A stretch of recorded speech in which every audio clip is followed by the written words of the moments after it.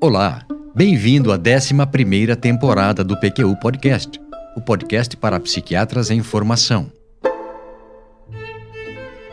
Aqui é evidência com opinião. Eu sou Luiz Alberto Etten e é uma satisfação tê-lo como ouvinte.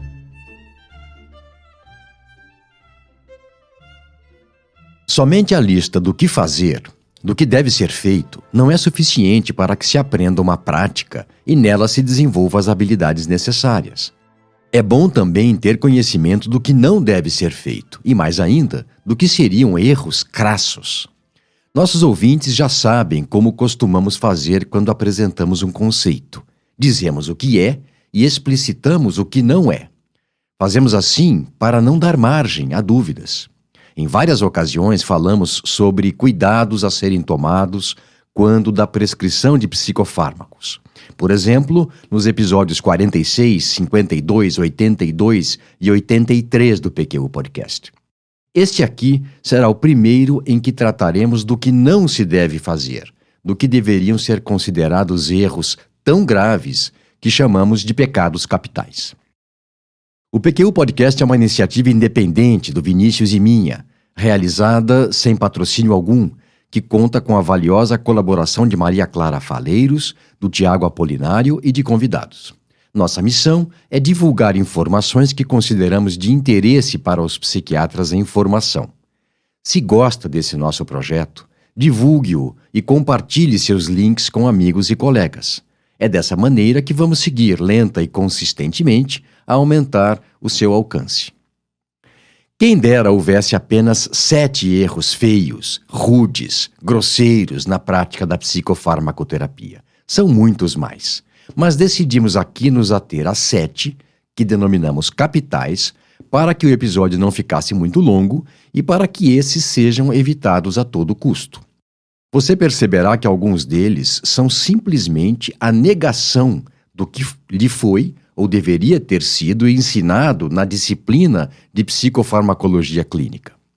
Ocorre também que, embora a psicofarmacoterapia moderna, originária na década de 1950, tenha evoluído muito, parece que algo ficou pelo caminho.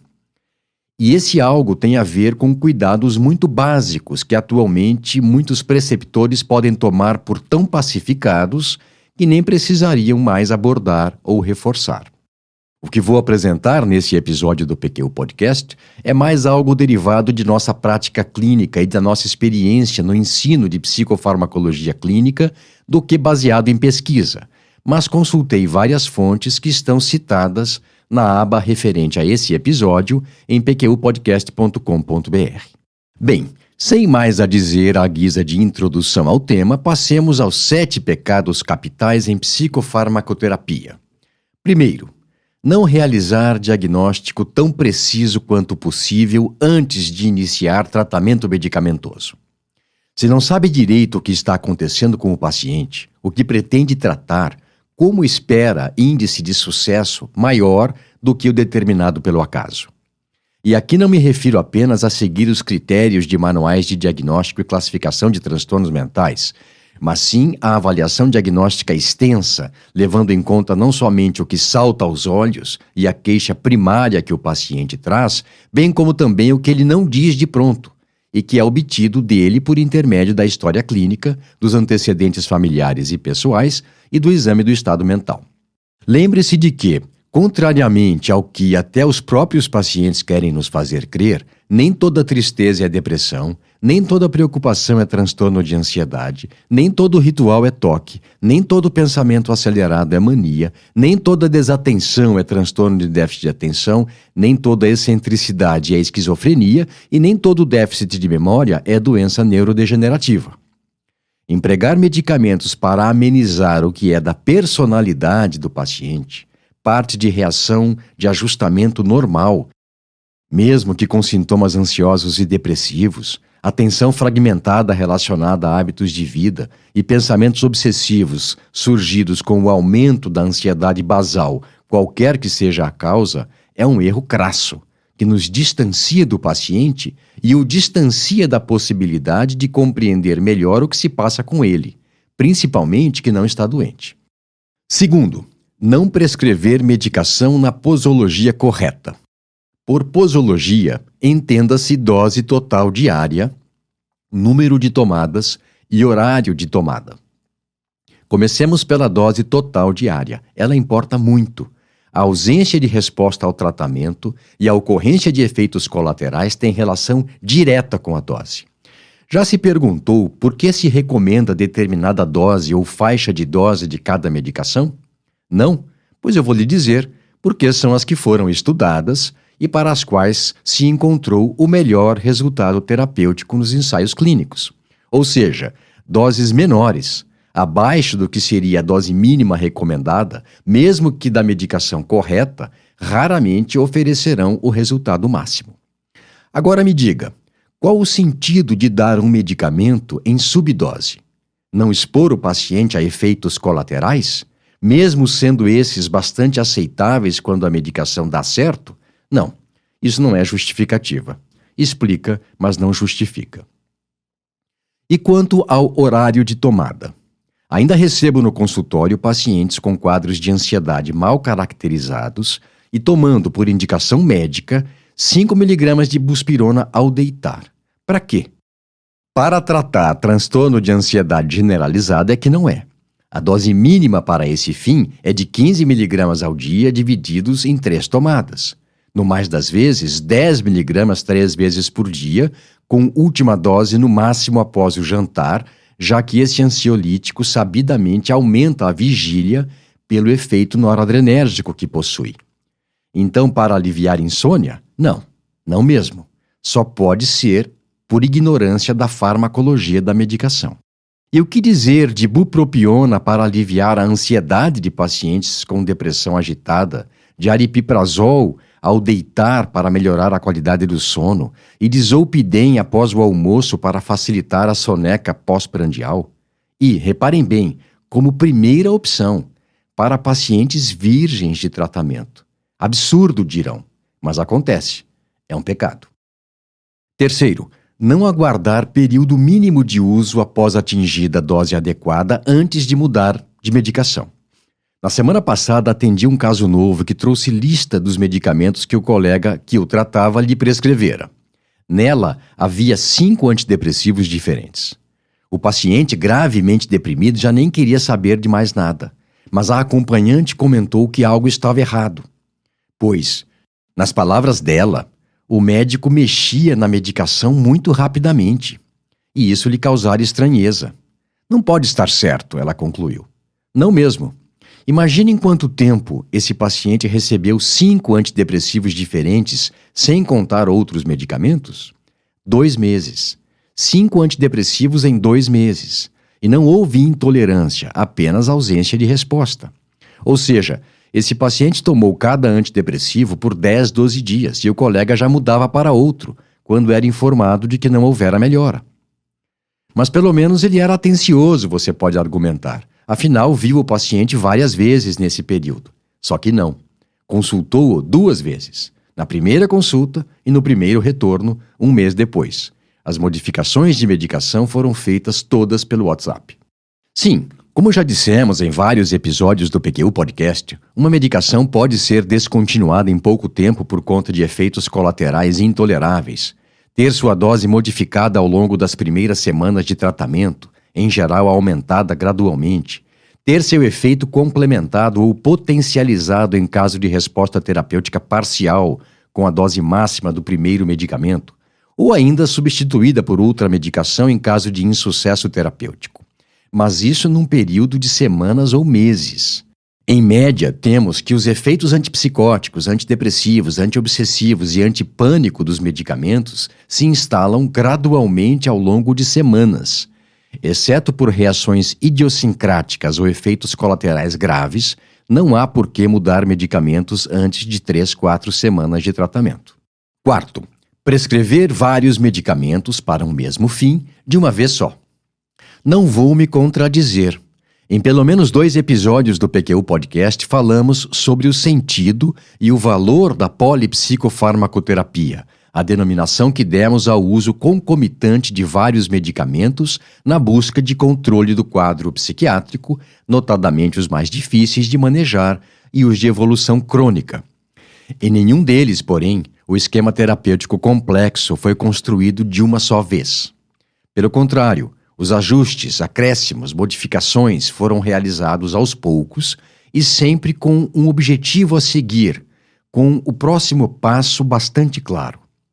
A ideia de se utilizar a polipsicofarmacoterapia no tratamento de depressão, desde a primeira prescrição, já foi defendida por gente graduada, como Stephen Stahl em artigo de opinião em 2009, infelizmente sem evidências que embasassem essa ideia. O que dizer de paciente que chegou para atendimento com esquema terapêutico complexo, envolvendo 2 antidepressivos, um tranquilizante maior, um indutor do sono e um estabilizador de humor que foram prescritos todos de uma vez? O próprio colega, segundo o paciente me contou, lhe havia dito que a ideia era cercar o problema por todos os lados. Erro grave. Para não o cometer, lembre-se de sempre pensar em retirar medicamentos do esquema que está sendo utilizado quando lhe vier à mente a ideia de associar um outro. E sempre um movimento por vez. Você pode até primeiro acrescentar um novo remédio, mas não se esqueça de avaliar a necessidade dos que já estavam em uso e, eventualmente, num segundo tempo, suspender algum deles. 5º pecado capital. Não se importar com o que o paciente pensa nem com as experiências que ele já teve. Eu tenho para mim que a prescrição de psicofármacos é um ato médico e que ninguém deveria fazê-lo melhor do que um psiquiatra. A psicofarmacoterapia seria, então, por esse ângulo, o suprassumo da prática psiquiátrica. Isso não significa que a tarefa do psiquiatra se resuma a isso, muito pelo contrário. Essa arte, prescrever psicofármacos de maneira adequada e com precisão, fundamenta-se na qualidade das informações obtidas e no raciocínio clínico que se aplica a elas.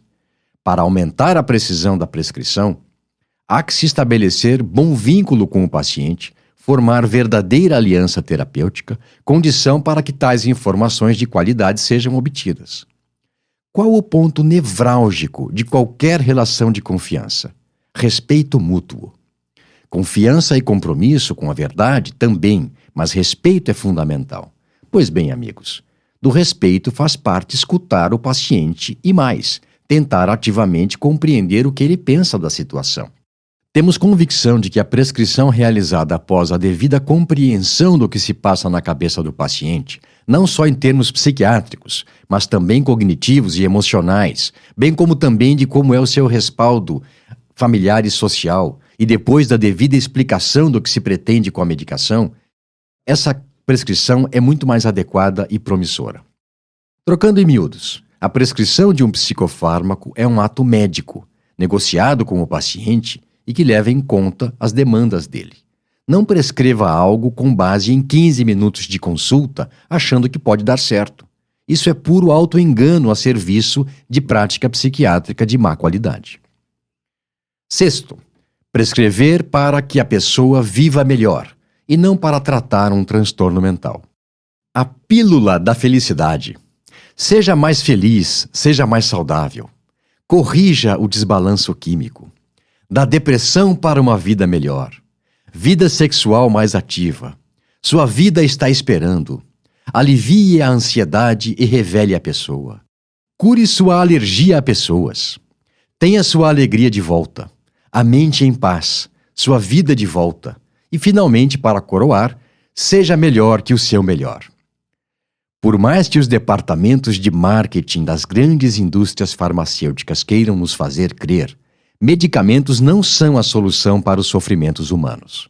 Pelo menos por enquanto, felizmente.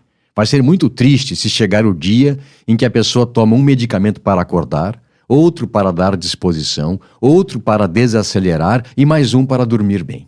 Acha que estamos longe? Eu acho, no sentido realista da situação. Mas tem muita gente agindo como se isso já fosse possível. E o resultado é desastroso. Efeito sedativo que invade o dia, uso de estimulantes até tarde da noite, mistura com álcool e drogas, péssima qualidade de vida, enfim. Não custa lembrar que os medicamentos psicotrópicos de que dispomos são úteis na modulação de estados de descontrole patológico. Eles não interferem com as emoções normais, a não ser no sentido de exacerbá-las ou amortecê-las, deixando as pessoas confusas e inseguras sem essa bússola interna. Assim sendo, de novo, nem toda tristeza é depressão, nem toda preocupação é um transtorno de ansiedade, nem toda inquietação é agitação psicomotora, nem todo sono perturbado é insônia. Por via de consequência, nem toda baixa autoestima e sentimento de menos-valia é indicação de antidepressivo, nem toda animação requer estabilizador de humor, nem toda dificuldade de concentração justifica um psicoestimulante e nem toda falha de memória um inibidor da colinesterase. Além disso, prescrever os medicamentos que temos no mercado com fins cosméticos para aprimoramento do que já está bom não vale a pena. Eu fiz uma revisão sobre esse tema no episódio 115 do PQU Podcast. Esteja preparado para encarar com sobriedade a grande demanda dos pacientes por soluções medicamentosas para situações de vida que não configuram um transtorno mental. Conhecimento, paciência, respeito e clareza na comunicação vão ajudá-lo a sair desta armadilha. Demanda da sociedade não é um bom argumento para uma prescrição médica. 7º, não conversar sobre o caso com outros médicos, nem com familiares e nem com outros profissionais de saúde mental que acompanham o paciente. É axiomático que a saúde física de uma pessoa depende de sua saúde mental. Aliás, o slogan lançado pela Organização Mundial da Saúde em 2005 foi: "Não há saúde sem saúde mental". Mas o contrário também é verdade, ou seja, a saúde mental é inevitavelmente impactada por problemas de saúde em geral. Daí decorre que o psiquiatra, antes de prescrever qualquer medicamento, deveria conversar ou discutir o caso com colegas de outras especialidades que acompanham o paciente. Não só para ouvir as impressões deles sobre o caso, mas também para colocá-los a par do que você pensa e colocar-se à disposição para eventuais trocas de informações relevantes quanto ao bem-estar do paciente. Hoje em dia, com a agilidade proporcionada pelo WhatsApp, é difícil encontrar uma desculpa para não fazer isso. Com relação a terceiros envolvidos no caso, seria um pecado não escutar um familiar interessado em ser ouvido, ou outro profissional envolvido no segmento do paciente.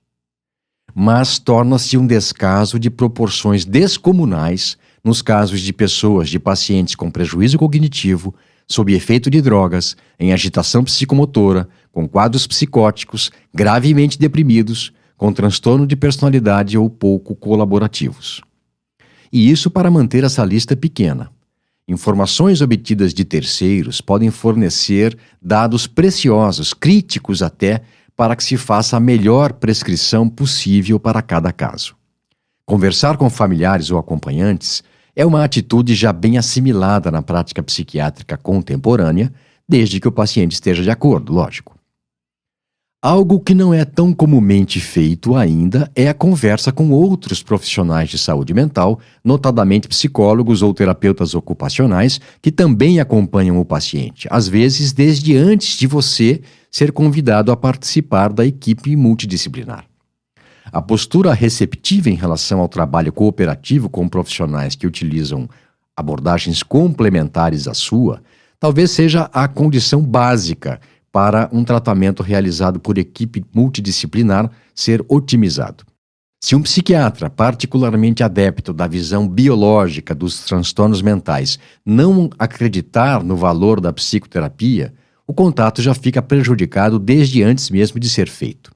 Não são poucos os psicólogos que comentam que alguns colegas conversam com eles contrariados, de má vontade, e segundo me disse uma querida amiga, com um tom de condescendência misericordiosa, escutando o que ela tinha a dizer sobre o paciente com irritação contida, deixando claro que não acreditava na visão que ela tinha do caso, que não precisava dela e que considerava uma perda de tempo aquela conversa. Lamentável. Estamos aqui tratando de respeito para com um outro profissional de saúde.